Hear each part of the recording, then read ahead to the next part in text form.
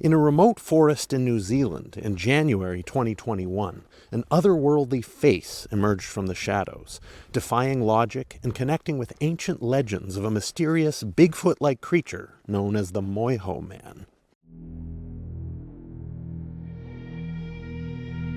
Today we're diving into an incredible account from a viewer named Richard, who recently shared his Bigfoot encounter with me. Richard's story is one of the most unique I've come across, as it takes place not in the typical hotspots of North America, but in New Zealand, a country where Bigfoot encounters are considered extremely rare. Richard's story is filled with compelling detail, from mysterious stick structures to a face caught on camera, all intertwined with deep philosophical insights and references to ancient Vedic scriptures. In this video, I'll share Richard's account in his own words as much as possible, while analyzing the details, addressing potential skepticism, and offering my own thoughts on this fascinating experience. By the end, we'll weigh the evidence and come to a conclusion about the account's authenticity.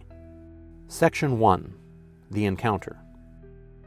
Richard and his friend Allan ventured into a local forest in New Zealand in January 2021, specifically seeking a potential encounter. It was Allan's second time visiting this location, having heard what he thought might be a woodknock on a prior visit. Richard felt inexplicably drawn to a specific area, and within less than half an hour, they discovered numerous stick structures. The area where they made this discovery was roughly a 20-minute walk into the forest, off a gravel road where they'd parked. It was a pine forest, which made it more accessible than the typically dense native New Zealand bush. Interestingly, a friend in Australia had once told Richard that Yowies, the Australian version of Bigfoot, seemed to prefer pine forests, which added to the intrigue. One of the most intriguing finds was an area about 80 feet in diameter, where around a dozen sticks, approximately 3 feet long and 3 inches thick, were pushed into the ground at 45-degree angles. Richard described how these sticks were embedded roughly 5 inches deep into the soil, an unnatural feat for sticks simply falling from trees. He was quick to acknowledge the possibility of human involvement, of course, but dismissed it as unlikely, considering how Bigfoot isn't widely discussed in New Zealand, and the arrangement of sticks seemed rather pointless from a human point of view. Adding to the mystery, Richard later learned that this peculiar arrangement of sticks is also associated with Yowie encounters in Australia. This connection suggests a potential behavioral pattern among Sasquatch-like beings in the southern hemisphere.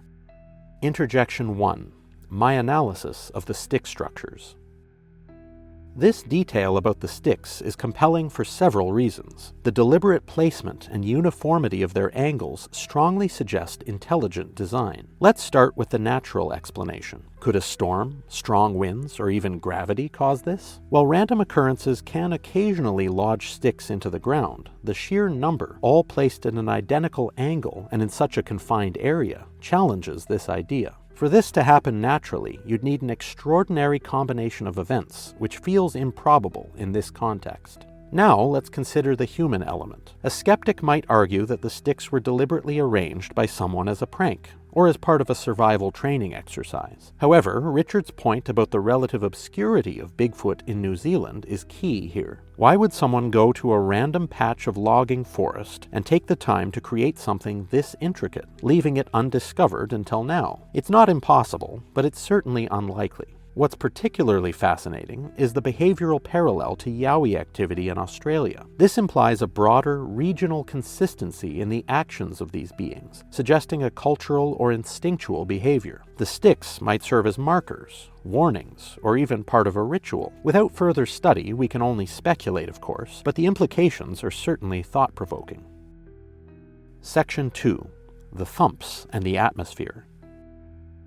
As Richard and Allan explored further, they paused to have a philosophical discussion about the ancient Vedic scriptures and their description of the spiritual world. Richard noted that the atmosphere in the forest felt ethereal, almost dreamlike. It was subtle but palpable, as though their intuition detected something unusual. He described it as being akin to a slight shift in frequency, which he theorized could be tied to the potential interdimensional nature of these beings. Richard and Allan's conversation reached a poignant moment when Allan remarked, quote, "Oh, so it's all about love?" At that precise instant, they heard 3 loud thumps on the ground. Richard likened the sound to an elephant stomping. loud, rhythmic, and deliberate, emanating from a distance of about 60 feet. There were no visible signs of movement, but the sound was unmistakable. Allan instinctively pulled out his phone and began taking photos in the direction of the thumps. Interjection 2. Could the thumps be explained? The description of the thumps, 3 distinct impacts at 1-second intervals, is difficult to dismiss. Let's consider what might cause such a sound. Large wildlife, such as deer or boars, can certainly create loud noises, but Richard's description of the sound's intensity makes this explanation seem insufficient. An elephant-like stomp implies tremendous force, which would likely leave physical evidence, such as disturbed ground or visible tracks, none of which were present according to Richard. Could it have been a falling tree or branch? This too seems unlikely given the rhythmic nature of the sounds. Natural events tend to be chaotic and irregular, whereas the timing of these thumps suggests intent. What stands out most to me, however, is the timing. The sound occurred immediately after a profound philosophical statement. It's almost as if the beings were responding to the men's conversation, which adds a layer of intelligence and awareness to the encounter. If we entertain the idea of Sasquatch as potential interdimensional beings, the thumps could serve as a form of communication. They might have been signaling approval, curiosity, or even a warning. This kind of interaction, synchronous with human activity, is a hallmark of Sasquatch encounters and strengthens the case for their involvement. Section 3. The face in the photo. The next day, Allan sent Richard a photo he'd taken during their encounter. In the image, a face can be seen peering through the trees. It appears distinct and humanoid, but doesn't resemble a human face exactly. Richard speculated that it could belong to a Sasquatch, though he left open the possibility of it being another type of forest being, such as those described in Maori folklore. The face is intriguing for several reasons. Its placement in the photo aligns with the direction of the thumps the men had heard, suggesting a connection between the sound and the entity. Additionally, Richard noted that the Maori people have long spoken of the Moiho man, a Sasquatch-like being named after Mount Moiho, as well as the Patupaerehe, ethereal forest beings with interdimensional qualities. Months later, when Richard returned to the area, he found a fascinating sight. The root system of a fallen tree had been transformed into what appeared to be a gifting site. Marbles, seashells, and colorful ribbons had been carefully arranged there, suggesting that others might also have experienced strange events in this particular forest. During this visit, Richard also spotted vehicles, driven by the authorities, parked along the gravel road nearby. He spotted, quote, a convoy of 3 police SUVs and 3 park ranger SUVs leaving the forest. He noted that their presence seemed unusual, as the area is typically quiet and remote, raising questions about what they might have been investigating. While he couldn't confirm any direct connection to his earlier encounter, the timing and location of their appearance added another layer of mystery to the story. About 6 months later, Richard returned once more and was shocked to find that all the trees in the area surrounding his encounter site had been cut down, an area he estimated to be roughly a mile square of clear-cutting. Interjection 3. My thoughts on the photo. This photo raises several questions. First, let's address the most common skeptical claim, pareidolia. Yes, our brains are wired to recognize faces, and it's easy to misinterpret shapes and shadows in complex environments like a forest. However, this doesn't fully explain the level of detail captured in this image. The symmetry of the features, the eyes, nose, and mouth, all of them obvious, suggests something more substantial than random light and shadow. Enhanced versions of this photo bring out even more detail, reinforcing the idea that this is a genuine face. Could it be a hoax? While possible, Richard and Allan's descriptions of the event, particularly their lack of prior notice and the spontaneous nature of the photo, make this scenario unlikely.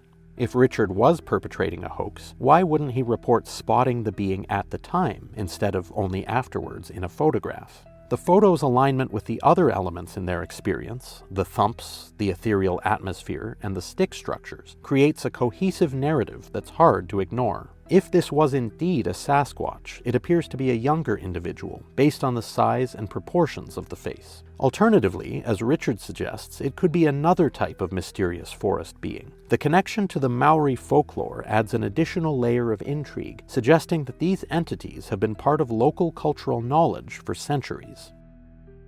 Section 4. Addressing skepticism.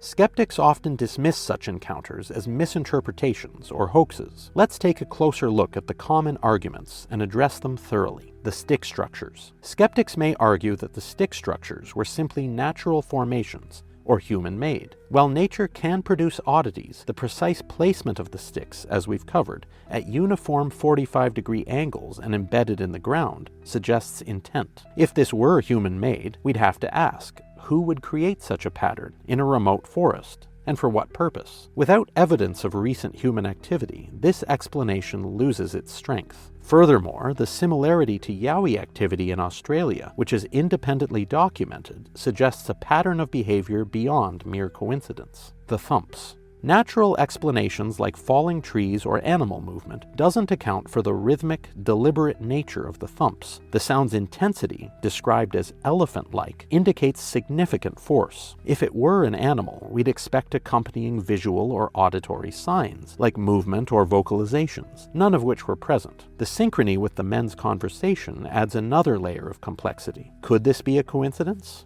Perhaps, but in the context of the encounter, it feels more like a deliberate response. The face photo. Pareidolia is a common rebuttal for photos like this. However, the facial features in Richard's photo, their symmetry and distinctness, set it apart from typical examples of pareidolia. A hoax is another possibility, of course, but it's crucial to consider Richard and Allan's genuine demeanor and lack of prior photographic preparation. Also, there's no vested interest for them to lie. Additionally, the photo's alignment with the other aspects of their encounter, the thumps, the atmosphere, and the stick structures, creates a cohesive story that's difficult to dismiss.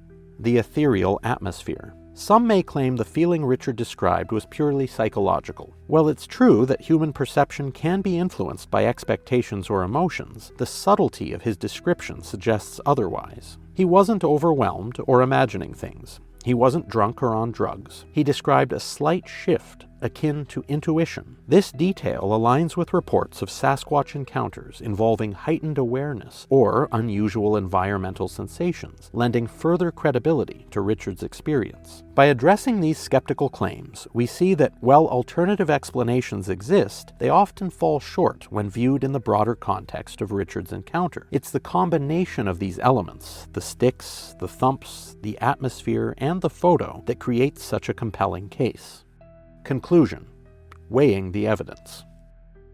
After carefully analyzing Richard's account, the photos, and the surrounding context, I've come to the conclusion that this was a legitimate encounter. The combination of physical evidence, auditory phenomena, and cultural context creates a compelling case that's difficult to dismiss outright. While skepticism is always healthy, Richard's open-minded yet grounded approach adds credibility to his story. So what do you think? Share your thoughts in the comments below, and if you've had a similar experience, I'd love to hear about it. So there you have it, what I consider to be a legitimate, authentic encounter in New Zealand, with photographic evidence to back it up. If you've had an encounter, please reach out to me, as I'd love to hear your story, and don't forget to like and share this video and subscribe to this channel. And if you'd like to contribute to future projects and show me extra support, I'll leave a link to my Buy Me a Coffee page in the description below. Thanks for watching.